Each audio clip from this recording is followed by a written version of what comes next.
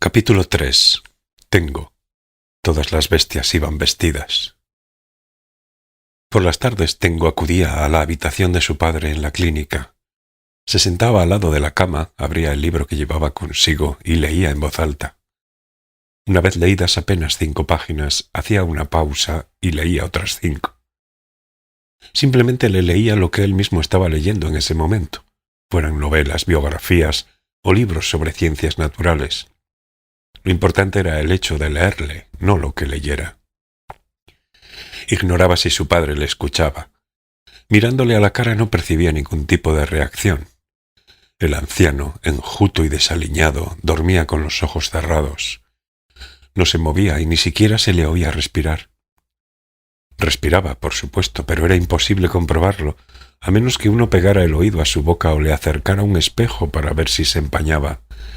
La infusión intravenosa entraba en su cuerpo y el catéter evacuaba su escasa orina. Ese flujo pausado y silencioso era el único indicio de que seguía con vida. De vez en cuando una enfermera lo afeitaba con una maquinilla eléctrica y le cortaba los pelitos blancos que sobresalían de la nariz y las orejas con unas pequeñas tijeras de puntas romas. También le arreglaba las cejas. El pelo, a pesar de que él estaba en coma, seguía creciéndole. Contemplando a su padre, Tengo había dejado de saber cuál era la diferencia entre la vida y la muerte. ¿Existía realmente una diferencia? ¿No sería simplemente que creemos en ella por pura conveniencia? A las 3 el médico se pasaba por la habitación y le comentaba el estado del enfermo. Sus explicaciones eran breves y más o menos le decía siempre lo mismo. No se apreciaban progresos. Su padre seguía dormido. El tiempo que le quedaba de vida se acortaba paulatinamente. En otras palabras, se acercaba a la muerte con pasos lentos pero firmes. En ese momento no había ningún tratamiento al que aferrarse. Solo podían dejarle dormir en paz. Eso era lo único que el médico le podía decir. Al atardecer acudían 2 enfermeros para llevarse a su padre a la sala de análisis. No siempre eran los mismos, pero todos eran igual de callados. No decían ni una palabra, tal vez debido a las grandes mascarillas que llevaban puestas. Uno de ellos parecía extranjero. Era bajo y moreno y siempre sonreía a Tengo a través de la mascarilla. Sabía que le estaba sonriendo por la expresión de sus ojos. Tengo le devolvía la sonrisa. Al cabo de media hora, o a veces de 1 hora, el padre regresaba a su habitación. Tengo no sabía qué clase de análisis le realizaban. Cuando se lo llevaban, él bajaba al comedor, se tomaba un té verde templado para matar el tiempo y a los 15 minutos regresaba a la habitación.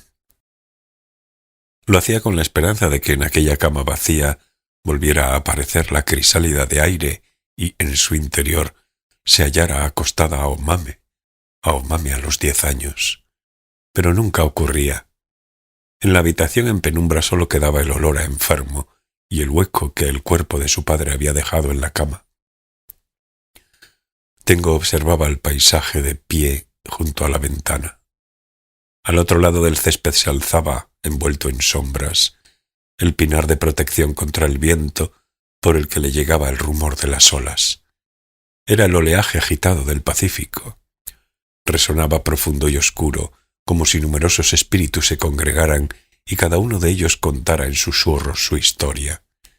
Y parecían desear que se les unieran otros muchos espíritus. Deseaban muchas más historias que poder contar. Antes de eso, en octubre, Tengo solo había visitado 2 veces la clínica de Chikura. Lo había hecho en sus jornadas de descanso y regresaba el mismo día. Cogía el expreso muy temprano por la mañana, iba a la clínica, se sentaba junto a la cama de su padre y a veces le hablaba. Sin embargo, no obtenía ninguna respuesta. Su padre dormía profundamente, mirando al techo. Tengo pasaba la mayor parte del tiempo observando el paisaje al otro lado de la ventana. Cuando comenzaba a anochecer, esperaba a que algo sucediera. Pero nada sucedía. Solo se ponía el sol en silencio y la penumbra envolvía la habitación. Al cabo de un rato, resignado, se levantaba y regresaba a Tokio en el último expreso. Tal vez deba tener más paciencia y dedicarle más tiempo, pensó en un momento determinado, Quizá no baste con visitas de un día. Quizá requiera un compromiso más profundo. Así lo sentía, aunque esa idea careciera de fundamento. Mediado el mes de noviembre, decidió tomarse unas vacaciones. En la academia explicó que su padre se encontraba en estado crítico y debía ocuparse de él. En sí no era una mentira. Pidió a un antiguo compañero de la universidad que lo sustituyese. Era una de las pocas personas que de algún modo estaba unida a Tengo a través de un fino hilo de amistad. Desde que habían terminado la carrera, solo se veían 1 o 2 veces al año, pero se mantenían en contacto. Su amigo tenía una mente prodigiosa y cuando estudiaban se había ganado la fama de extravagante en el departamento de matemáticas, donde, por otro lado, abundaban los excéntricos. No obstante, al terminar la carrera no buscó empleo ni se dedicó a la investigación, sino que, cuando le apetecía, enseñaba matemáticas en una academia para estudiantes de secundaria que un conocido suyo dirigía, y el resto del tiempo lo dedicaba a leer un poco de todo, a pescar en las montañas y a vivir a su aire. Tengo se había enterado de que su colega era muy competente como profesor, pero simplemente se había hartado de ser competente. Provenía además de una familia rica y no necesitaba deslomarse trabajando. Ya en otra ocasión lo había sustituido y había causado buena impresión entre los alumnos de entonces. Cuando Tengo lo llamó y le puso al corriente de la situación, aceptó de inmediato. También tenía que resolver el problema de qué hacer con respecto a Fukaeri, con la que convivía. Dudaba de si sería apropiado dejar a aquella chica que pertenecía a otro mundo en el piso durante mucho tiempo. Para colmo, ella estaba ocultándose, quería evitar que la vieran, así que probó a preguntárselo directamente. «Si me fuera, ¿preferirías quedarte aquí sola o irte a algún otro lugar durante un tiempo?» «¿A dónde vas?», preguntó Fukaeri con mirada seria. «Al pueblo de los gatos. Mi padre no ha recuperado la conciencia. Lleva un tiempo profundamente dormido.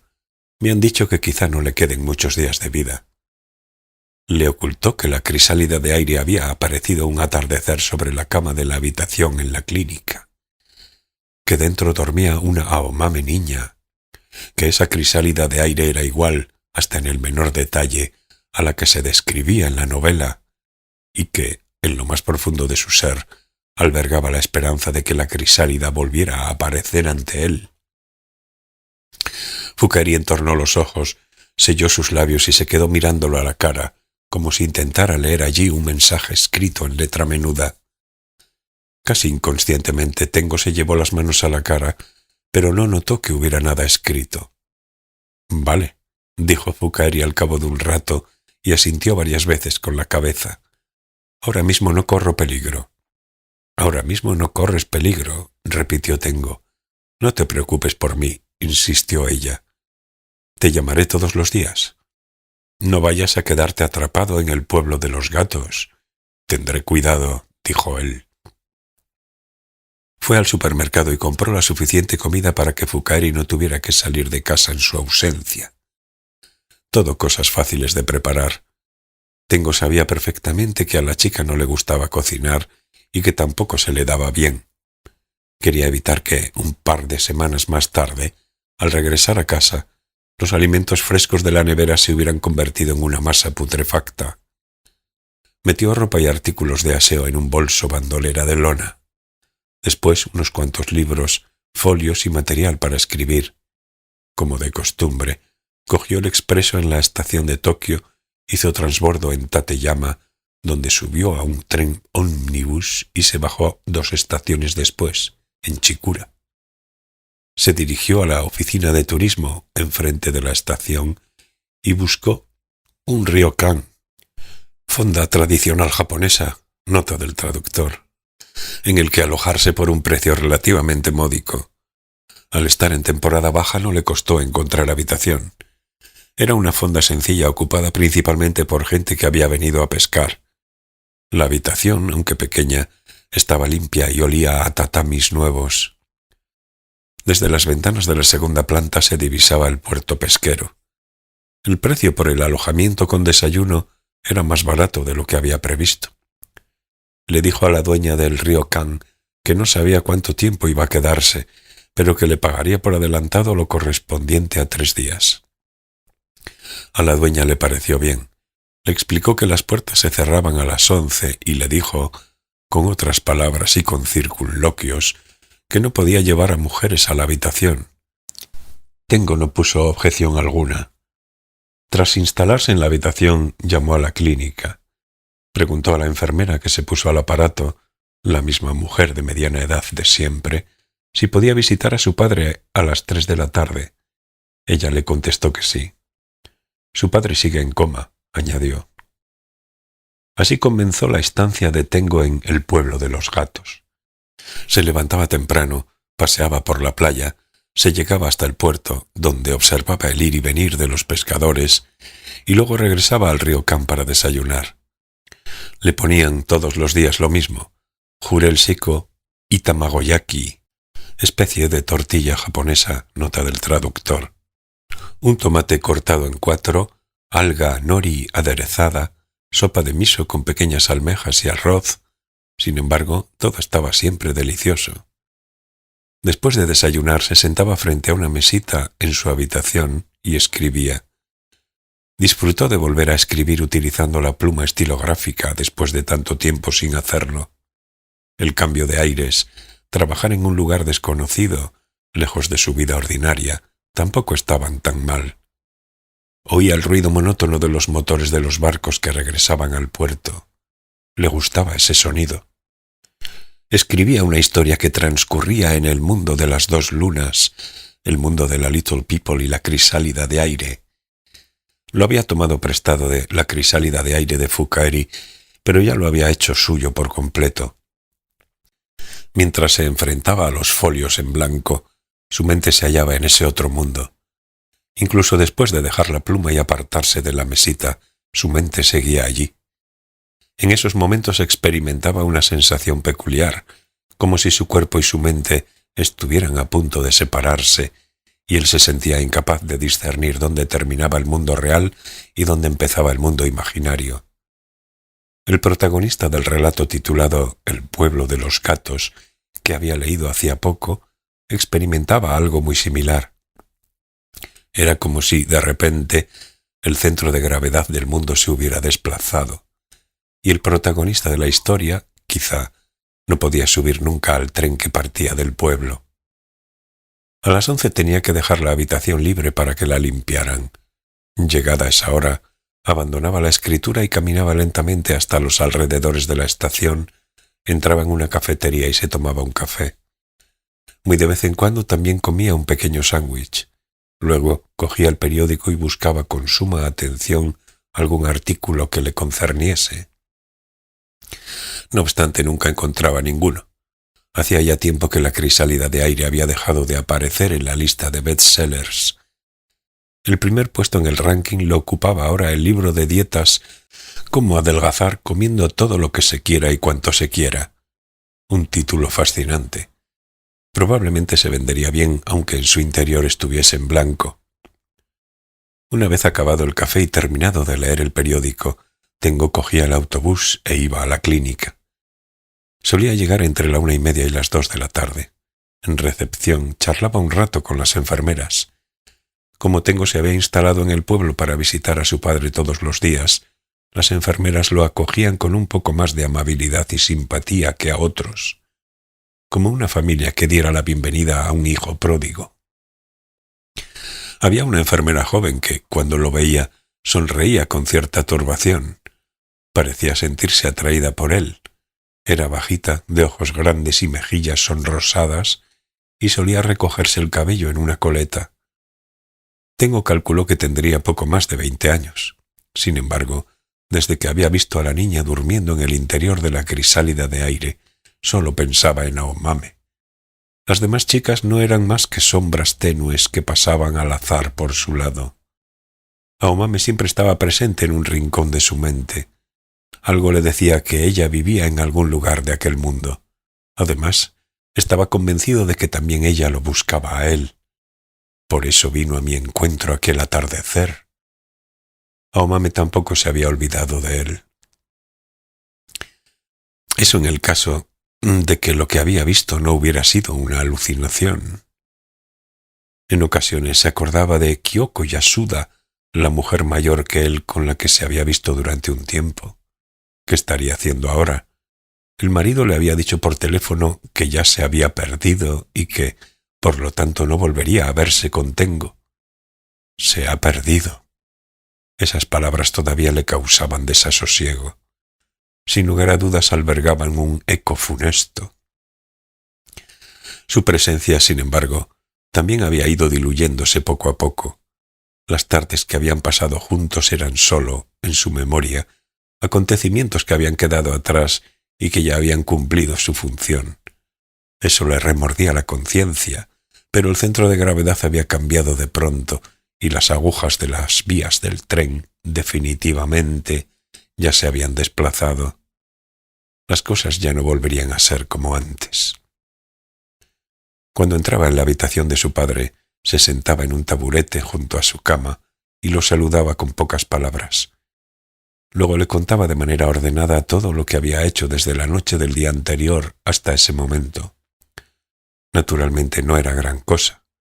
Regresaba al pueblo en autobús, cenaba algo sencillo en un restaurante, se tomaba una cerveza, regresaba a la fonda y leía. A las 10 se acostaba. Por la mañana daba un paseo, desayunaba y escribía unas 2 horas. Siempre hacía lo mismo, y sin embargo, cada día se lo describía con detalle a su padre inconsciente. Este, por supuesto, no reaccionaba. Era como hablar con una pared. Se había convertido en una rutina, pero tenía la sensación de que era importante repetir cada día lo mismo. A continuación, Tengo le leía en voz alta el libro que llevaba consigo. No era una lectura que hubiera escogido, simplemente le leía páginas de lo que él estaba leyendo en ese momento.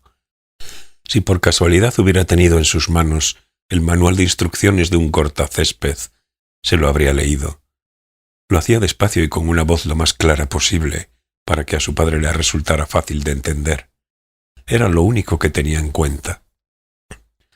Fuera, los relámpagos se intensificaron paulatinamente y durante un rato los rayos azules iluminaron la calle, aunque no se oían truenos. Quizá tronase, pero tenía la impresión de que no los oía porque estaba ensimismado. El agua de la lluvia corría por la calle formando arrugas. Parecía que tras chapotear en el agua, más clientes iban a entrar uno tras otro en el local.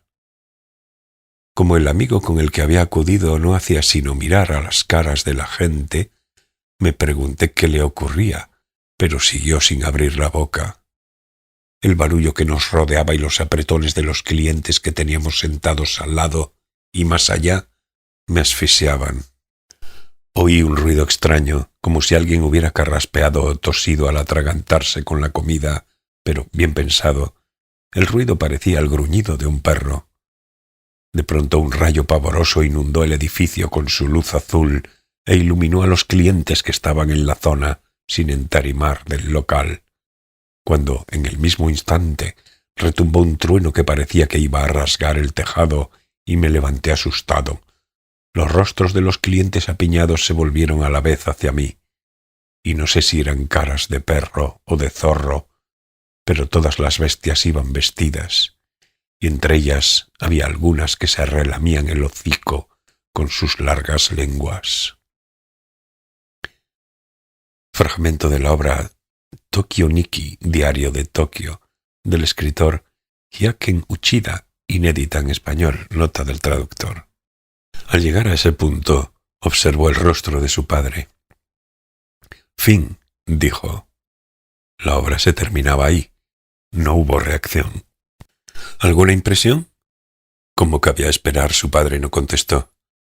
A veces le leía lo que había escrito por la mañana. Tras leerlo, corregía con un bolígrafo las partes que no le convencían y releía los pasajes corregidos. Si aún así no se daba por satisfecho, los revisaba otra vez. Entonces volvía a leerlos. «Corregidos mejoran mucho», comentó en dirección a su padre, buscando su aprobación. Pero naturalmente éste no manifestó su parecer. No le dijo si, en efecto, mejoraban. Si la versión anterior tampoco estaba tan mal, o si los cambios realizados no eran muy relevantes. Sus párpados seguían cerrados sobre aquellos ojos hundidos, como una casa infausta cuyas pesadas persianas estuvieran siempre bajadas. De vez en cuando Tengo se levantaba del taburete, se estiraba para desentumecerse y observaba el paisaje por la ventana. Tras unos cuantos días nublados, llovió. La lluvia cayó durante toda la tarde, empapando y oscureciendo el pinar de protección. Ese día no se oía el oleaje, no soplaba viento y la lluvia se precipitaba recta desde el cielo. Una bandada de pájaros negros volaba en medio de la cortina de agua. Los corazones de las aves también estaban húmedos y oscuros. De igual manera, la humedad había entrado en la habitación. Calaba la almohada, el libro, la mesa, todo. Sin embargo, su padre seguía en coma, ajeno al tiempo, a la humedad, al viento o al ruido del oleaje. La parálisis envolvía su cuerpo como una túnica piadosa. Después de tomarse un respiro, Tengo siguió leyendo en voz alta. Era lo único que podía hacer en aquel cuarto húmedo y angosto. Cuando se hartaba de leer, se quedaba sentado en silencio y observaba cómo su padre dormía.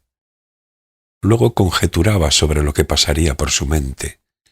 ¿Qué clase de conciencia se ocultaba en aquel tozudo cráneo semejante a un viejo yunque? Quizá ya no quedara nada en su interior. Quizá, como en una casa abandonada, los antiguos inquilinos hubieran desaparecido sin dejar rastro, llevándose todos los enseres. Pese a todo, ciertos recuerdos e impresiones debían de haberse quedado grabados en las paredes y el techo. Lo que se ha cultivado durante largo tiempo no desaparece así como así, tragado por la nada.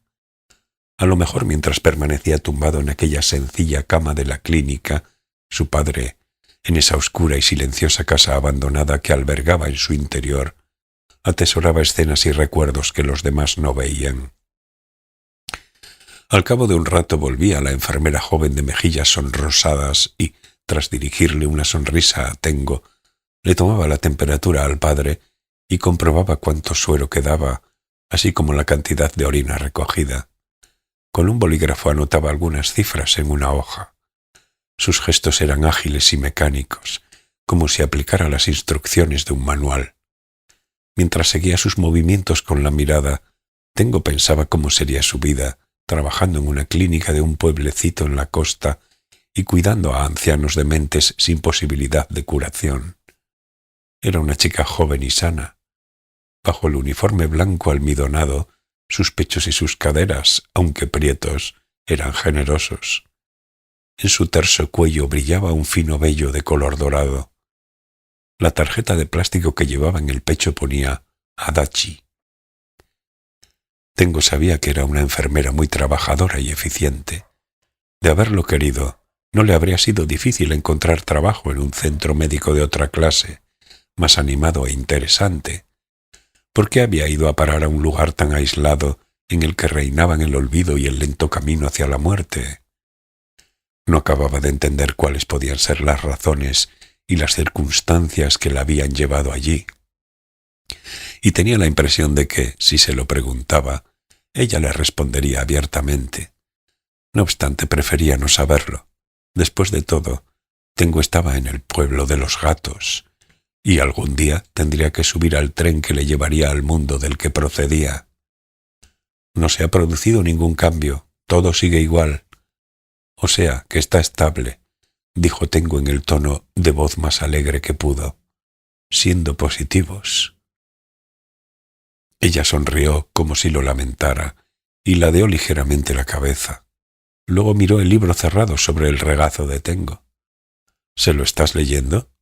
Tengo asintió. Sí, aunque no sé si me oye. Aún así me parece muy bien, opinó la enfermera. Bien o mal, no sé qué más puedo hacer. No todo el mundo hace lo que puede. Porque, a diferencia de mí, la mayoría de la gente está demasiado ocupada con sus vidas, contestó Tengo. La enfermera abrió la boca para decir algo, pero titubeó. Al final no dijo nada. Se volvió hacia el padre inconsciente y luego miró a Tengo. Espero que se recupere. Gracias, dijo Tengo. Una vez que la enfermera Adachi se fue, tras una pausa, Tengo retomó la lectura. Al atardecer, cuando se llevaron al padre a la sala de análisis en la camilla de ruedas, Tengo bajó al comedor, se tomó un té y llamó a Fukaeri desde el teléfono público que había allí. ¿Alguna novedad?, le preguntó Tengo a la chica. Ninguna en particular, contestó ella. Lo mismo de siempre. Tampoco yo tengo nada que contarte. Hago lo mismo cada día. Pero el tiempo pasa. Cierto, dijo Tengo. El tiempo avanzaba día a día. Y lo que pasa ya nunca puede volver atrás. Hace un rato apareció un cuervo, comentó Fukaeri. Un cuervo grande. Ese cuervo viene todas las tardes a nuestra ventana. Hace lo mismo cada día. Eso es, dijo Tengo, igual que yo. Pero él no piensa en el tiempo. Los cuervos no tienen por qué pensar en el tiempo. Los únicos que poseemos la noción del tiempo debemos de ser los humanos. ¿Por qué? El ser humano concibe el tiempo como una línea recta, como si fuera un palo largo y recto en el que tallara muescas. En plan, aquí delante está el futuro, aquí atrás el pasado, y ahora nos encontramos en este punto. ¿Lo entiendes? Quizás. Pero en realidad no es una línea recta, carece de forma en todos los sentidos. Pero como nosotros somos incapaces de concebir algo sin forma, por conveniencia lo imaginamos como una recta. Los seres humanos somos los únicos que podemos transponer de ese modo los conceptos. Pero quizá nos equivocamos. Tengo reflexionó sobre lo que acababa de oír. ¿Quieres decir que quizá nos equivocamos al concebir el tiempo como una línea recta? Fukaeri no respondió. Claro, es posible. Puede que nosotros estemos equivocados y el cuervo tenga razón. Quizás el tiempo no sea en absoluto una línea recta. A lo mejor tiene forma de donut retorcido, siguió Tengo. Pero el ser humano seguramente lleva miles de años viviendo de esta manera. Es decir, siempre ha actuado bajo la premisa de que el tiempo es una línea recta que se extiende hasta el infinito. Y hasta ahora nunca se ha detectado algo que lo refute o lo contradiga, así que, en base a las leyes empíricas, debe de ser correcto. Las leyes empíricas, dijo Fukaeri. Después de someterla a numerosas pruebas, se puede determinar si una premisa es correcta, si funciona o no en la realidad. Fukaeri permaneció callada. Tengo no sabía si lo había entendido. ¿Estás ahí?, preguntó para asegurarse de que seguía el aparato. ¿Hasta cuándo te vas a quedar?, preguntó Fukaeri sin entonación interrogativa. ¿Que hasta cuándo me voy a quedar en Chikura? Sí. No lo sé, sé sincero, Tengo. Lo único que puedo decirte es que voy a quedarme mientras sea necesario, y ahora mismo lo es. Quiero ver cómo evolucionan las cosas durante un tiempo más. Fukaeri volvió a quedarse callada. Cuando se callaba, todo indicio de su existencia desaparecía. ¿Estás ahí?, volvió a preguntar Tengo. No pierdas el tren, le advirtió Fukaeri. Tendré cuidado, dijo Tengo. No voy a perderlo. ¿Tú estás bien? Hace un momento vino alguien. ¿Quién? Una persona de la NHK. ¿Un cobrador de la NHK? ¿Cobrador?, preguntó ella sin entonación interrogativa. ¿Le dijiste algo?, inquirió Tengo. No entendí de qué hablaba. Ni siquiera sabía lo que era la NHK. La chica carecía de ciertos conocimientos generales básicos.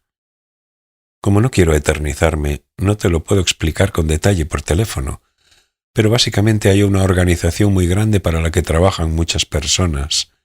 Van por todas las casas de Japón recaudando el dinero que hay que pagar cada mes.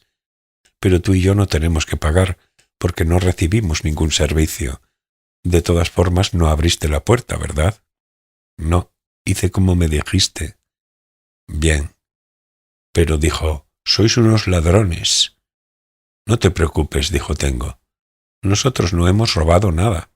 Claro que no, tú y yo no hemos hecho nada malo. Fukaeri se quedó callada al aparato. ¿Estás ahí?, volvió a preguntar Tengo. La chica no contestó. Tal vez ya había colgado, pero no se oyó ningún ruido que lo indicase. «¿Hola?», dijo Tengo esta vez un poco más alto. Fukaeri carraspeó débilmente. Esa persona dijo que te conocía. ¿El recaudador? Sí, el de la NHK. Y nos llamó ladrones, ¿no? No hablaba de mí. ¿Hablaba de mí?, preguntó Tengo. Fukaeri no respondió. Sea como sea, en casa no tengo televisión y yo no le he robado nada a la NHK. Pues se enfadó porque no le abrí. No importa, si se enfada, allá él. Diga lo que diga, ni se te ocurra abrirle. No abriré. Dicho eso, Fukaeri colgó de repente. Aunque quizá no fue de repente. A lo mejor para ella colgar el auricular en ese momento era algo lógico y natural. Sin embargo, a oídos de Tengo sonó un tanto brusco. En todo caso, Tengo sabía perfectamente que era inútil conjeturar sobre lo que Fukaeri podía pensar o sentir. Se lo decían las leyes empíricas. Tengo colgó y regresó a la habitación del padre. Aún no lo habían devuelto al cuarto. Vio el hueco que su cuerpo había dejado marcado en las sábanas. Sin embargo, tampoco ese día había ninguna crisálida de aire. En la habitación, que iba tiñéndose de una penumbra fría, solo quedaba un leve vestigio de que alguien había permanecido allí hasta hacía unos minutos. Suspiró y se sentó en el taburete. Se colocó las manos sobre las rodillas y observó el hueco en las sábanas. Después se levantó, se acercó a la ventana y miró fuera. Una nube de finales de otoño se extendía recta sobre el pinar. Se intuía una hermosa puesta de sol, la primera en largo tiempo. Tengo no comprendía que el recaudador de la NHK hubiera dicho que lo conocía a él. Ya hacía un año que no venía. La última vez Tengo le había explicado amablemente que no veía la tele, ni siquiera tenía televisor. Aunque el recaudador no se quedó convencido, refunfuñó y se marchó sin añadir nada más. ¿Sería el mismo recaudador de la última vez? Recordó que, en efecto, también le había llamado ladrón. Aun así, que el mismo recaudador se presentara al cabo de un año y dijera que conocía a Tengo no dejaba de ser extraño. Los dos habían hablado apenas 5 minutos en la puerta del piso. Bah, pensó Tengo. Lo importante era que Fukaeri no había abierto la puerta. El recaudador no regresaría. Los cobradores tenían que cumplir una cuota de trabajo asignada y acababan hartos de discusiones desagradables con usuarios que se negaban a pagar, así que evitaban a estos para ahorrar esfuerzo y tiempo y se dirigían a los usuarios que pagaban sin problemas. Tengo volvió a mirar el hueco que su padre había dejado en las sábanas y pensó en todos los zapatos que su padre había gastado. A fuerza de recorrer las rutas de recaudación una y otra vez, había destrozado una barbaridad de zapatos. Todos estaban cortados por el mismo patrón, negros, de suela gruesa, muy prácticos y baratos. Acababan hechos andrajos, con los talones tan gastados que se deformaban. Cada vez que veía aquel calzado deforme, al joven Tengo le dolía en el alma. Más que pena por su padre, sentía pena por los zapatos. Le hacían pensar en unos desdichados animales de carga, agonizantes tras haber sido explotados hasta la extenuación. Con todo, bien pensado, ¿no era su padre en ese momento como un animal de carga moribundo? ¿Acaso no era igual que un zapato de cuero desgastado? Volvió a mirar por la ventana y contempló cómo el arrebol oscurecía el color del cielo hacia el oeste. Pensó en la crisálida de aire que despedía una tenue luz azulada y en la niña que dormía en su interior. ¿Volvería a aparecer algún día esa crisálida de aire? ¿Tenía el tiempo realmente forma de línea recta? Mucho me temo que estoy en un callejón sin salida, dijo Tengo dirigiéndose a la pared. Se han producido demasiados cambios. Ni siquiera un niño prodigio podría obtener respuestas para tantos enigmas.